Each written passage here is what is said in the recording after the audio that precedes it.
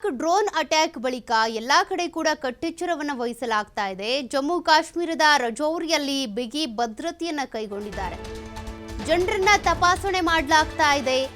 Single person ಕೂಡ ಹಾಗೆ ಒಳಗೆ ಹೋಗುವಂತಿಲ್ಲ, ಯಾವುದೇ ಗಡಿ ದಾಟುವಂತಿಲ್ಲ.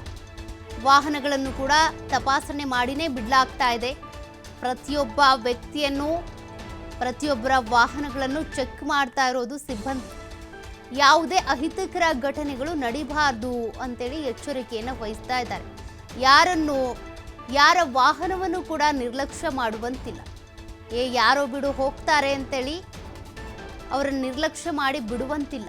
ತಪಾಸಣೆ ಮಾಡಲೇಬೇಕು. ಕಾರಣ ಯಾವಾಗ ಬಂದು ಅಲ್ಲಿ ಆತ್ಮಾಹುತಿ ಬಾಂಬ್ ಬ್ಲಾಸ್ಟ್ ಮಾಡ್ತಾರೋ ಅಥವಾ ಶೆಲ್ ದಾಳಿ ಮಾಡ್ತಾರೋ, ಬ್ಯಾಗಲ್ಲಿ ಇನ್ನೇನು ಇಟ್ಕೊಂಡು ಬಂದಿರ್ತಾರೋ, ಏನು ಅಹಿತಕರ ಘಟನೆ ಮಾಡಬೇಕು ಅಂತ ಬಂದಿರ್ತಾರೋ ಗೊತ್ತಾಗಲ್ಲ. ಹಾಗಾಗಿ ಎಲ್ಲ ಕಡೆಯೂ ಕೂಡ ಈಗಾಗಲೇ ಭದ್ರತೆ ಹೆಚ್ಚಿಸಲಾಗ್ತಾ ಇದೆ. ಅದರಲ್ಲೂ ಜಮ್ಮು ಕಾಶ್ಮೀರದ ರಜೌರಿ ಪ್ರದೇಶದಲ್ಲಿ ಭದ್ರತೆಯ ದೃಶ್ಯಗಳನ್ನು ನೀವು ಗಮನಿಸಬಹುದು.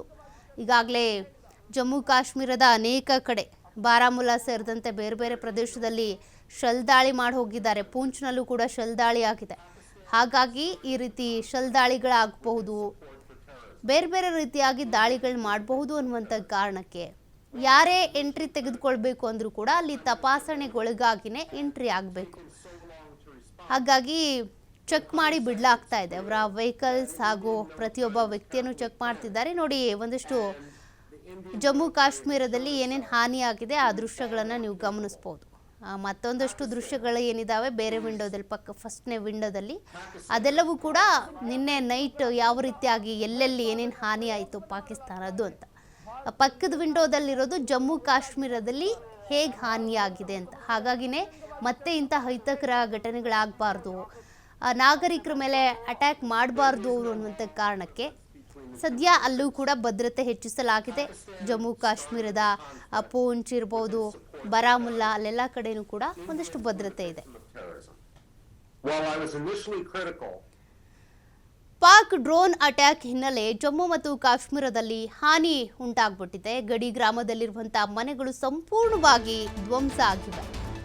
ಮನೆಗಳು, ಅಂಗಡಿಗಳು ಹಾಗೂ ಕಟ್ಟಡಗಳಿಗೆ ಭಾರಿ ಹಾನಿ ಉಂಟಾಗಿದೆ. ಪಾಕ್ ಡ್ರೋನ್ ದಾಳಿಗೆ ಇಂಡಿಯನ್ ಆರ್ಮಿ ಖಡಕ್ ಆಗಿನೇ ಕೌಂಟರ್ ಅಟ್ಯಾಕ್ ಮಾಡಿದೆ.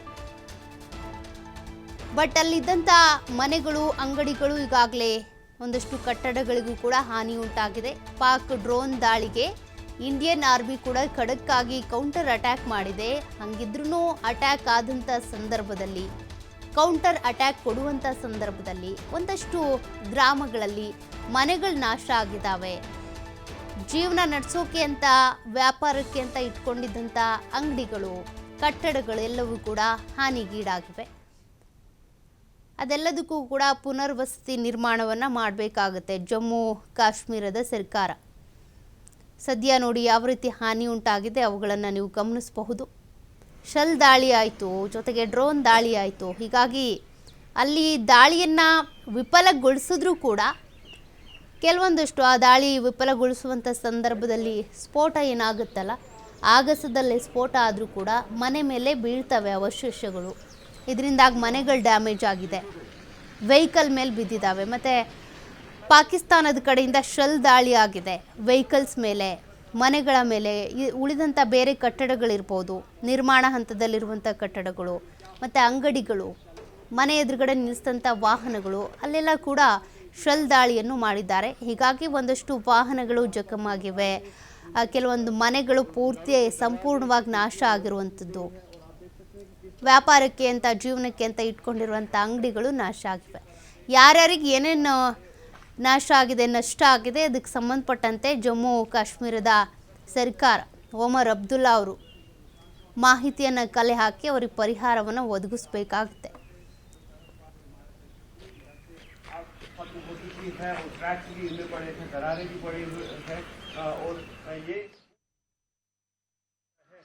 पूरा गांव जो है राख के मलबे में इमारतें, इस गांव की इमारतें जो है ये डाउन जो है इस वक्त। और जो रूफटॉप की अगर हम बात करेंगे तो रूफटॉप को भी काफ़ी डैमेज है और रिटेलिएशन नारी ने भी स्ट्रॉन्गली रिटेलिएट किया। लेकिन जो मनाते हैं काफ़ी दिल दहलाने वाली तस्वीरें सामने आ रही है। और ऐसे में यहाँ के लोग जो है और तरफ